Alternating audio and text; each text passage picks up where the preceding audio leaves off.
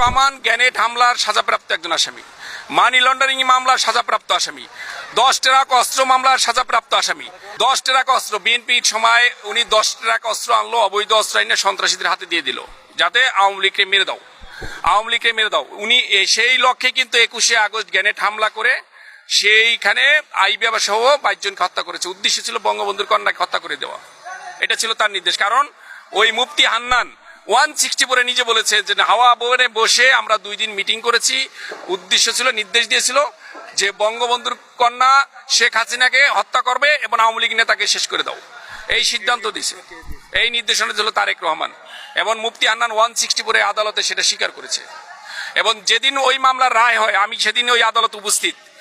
সেই আদালতে যখন বিচারক রায় ঘোষণা করছে, সেই রায়ের মধ্যে যখন বিচারক বলল যে 19 জনের ফাঁসি, 19 জনের যাবজ্জীবন কারাদণ্ড, লুৎফুজ্জামান বাবর, আব্দুল সামাদ পিন্টু এদেরকে ফাঁসি, আর তারেক রহমানের যাবজ্জীবন কারাদণ্ড, এই কথা বলার সাথে সাথে উনি লুৎফুজ্জামান বাবর দাঁড়াইয়া বলতেছে, বিএনপির সেই স্বরাষ্ট্র প্রতিমন্ত্রী, যে আমার যদি ফাঁসি হয় তারেকের হবে ডাবল ফাঁসি, কারণ এই মামলার এই ঘটনার মাস্টারমাইন্ড তারেক রহমান, তার কেন যাবজ্জীবন হবে, তার তো ফাঁসি হবে, তার তো ডাবল ফাঁসি হবে। এই কথা কিন্তু বিএনপির একজন তৎকালীন প্রতিমন্ত্রী লুৎফুজ্জামান বাবর তিনি এই কথা আদালতে ওপেন বলেছেন, এটা তো ডকুমেন্টারি বিষয়। তার মানে তারেক রহমান যে একজন সন্ত্রাসী, এটা শুধু আমার মুখের কথা না, বাংলাদেশের মুখের কথা না, এটা কানাডার ফেডারেল আদালত বলেছে বিএনপি একটি সন্ত্রাসী দল। তার মানে বিএনপি একটি সন্ত্রাসী দল। এই সন্ত্রাসীদেরকে বয়কট করার জন্য আমি দেশবাসীকে আহ্বান জানাবো।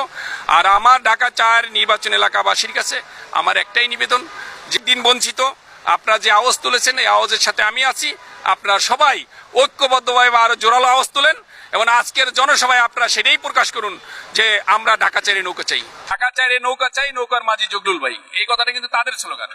যে ঢাকা 4 আজকে নৌকা চাওয়ার একটা প্রশ্ন কেন আসলো? কারণ হলো দীর্ঘদিন যাবত এখানে নৌকার ভোট বেশি, নৌকার লোকজন এখানে বসবাস করে, মোস্ট অফ পার্সনই এখানে বিশেষ করে নৌকার। তো নৌকার থাকার পরও আজকে দীর্ঘ 10 বছর যাবত নৌকায় ভোট দিতে পারতেছে না।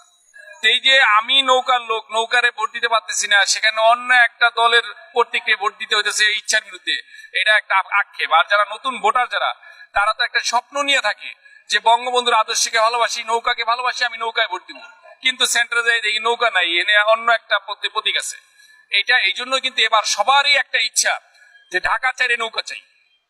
আর সেই হিসাবে নৌকার, যেহেতু আমি সকলের দ্বারে দ্বারে যাচ্ছি, আমার 72টা ইউনিটে, প্রত্যেকটা ইউনিটে আমার যাতায়াত আছে, আমি প্রত্যেকের ঘরের খবরও জানি, আর সবার সাথে যতটুকু হৃদ্যতা আছে, ভালোবাসা, তাতে আমার মনে হয় যদি বঙ্গবন্ধু কন্যা জননেত্রী শেখ হাসিনা আমাকে নমিনেশন দেয়, আমি ইনশাল্লাহ বিপুল ভোটে পাস করে এই সিট উপহার দিতে পারবো।